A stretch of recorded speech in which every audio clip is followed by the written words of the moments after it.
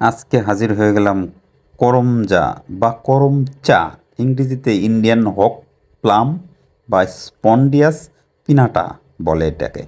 একটি স্থানীয় ফল এটা, যা বাংলাদেশ এবং ভারতের অনেক জায়গায় পাওয়া যায়। এটি টক স্বাদের এবং সাধারণত আচার, ভর্তা বা রান্নায় ব্যবহৃত হয়। করমজায় অনেক পুষ্টিগুণ ও স্বাস্থ্য উপকারিতা রয়েছে। আসুন তাহলে কি কি উপকারিতা আছে একটু জানার চেষ্টা করি।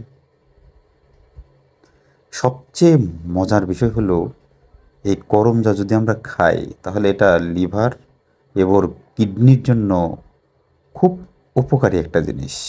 দেখেন এই গাছটা কি থোকায় থোকায় করমজা ধরে আছে। এটি লিভার পরিষ্কারে সহায়তা করে। আমরা জানি লিভার যদি আপনার ভালো না থাকে তাহলে কিন্তু আপনার হজম শক্তি অতটা ভালো হবে না। আর হজম শক্তির সাথে কিন্তু আপনার স্বাস্থ্যের যে বিষয়, এটা কিন্তু ওতপ্রোতভাবে জড়িত। যার হজম কম হয় বা হজমের সমস্যা আছে তার কিন্তু অসুখ বিসুখ লেগেই থাকে।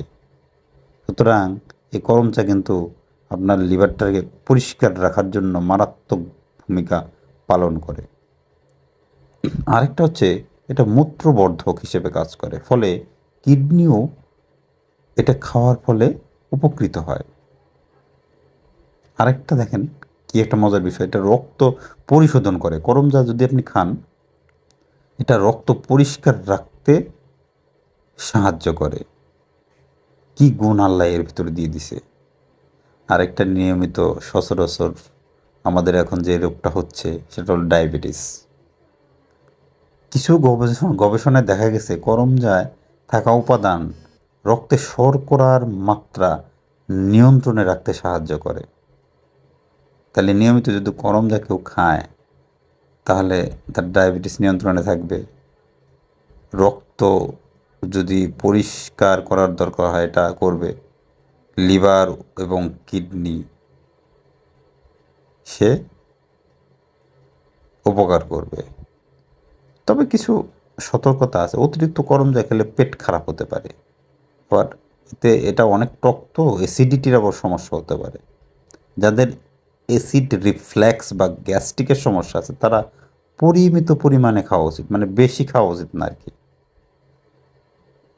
সুতরাং আমরা যে থোকায় থোকায় করমজা দেখলেই অনেকে মানে খায়, অনেকগুলো করে খাই লবণ দিয়ে। হ্যাঁ, করমজা দেখলেই কিন্তু অনেকে আবার জিহ্বায় পানি চলে আসে। সুতরাং এটা খাওয়া ভালো, সেটা আবার পরিমিত খাওয়াইতে হবে। হ্যাঁ, পাইলাম আর খেলাম, বিষয়টা এরকম না। তবে এর যে গুণাগুণ, এটা আসলে অনেকে হয়তো জানতো না, আমিও জানতাম না। সেদিন একটা নিবন্ধে পড়লাম আর কি, এবং আপনাদের জানানোর চেষ্টা করলাম। ভালো থাকবেন, ধন্যবাদ, আল্লাহ হাফেজ।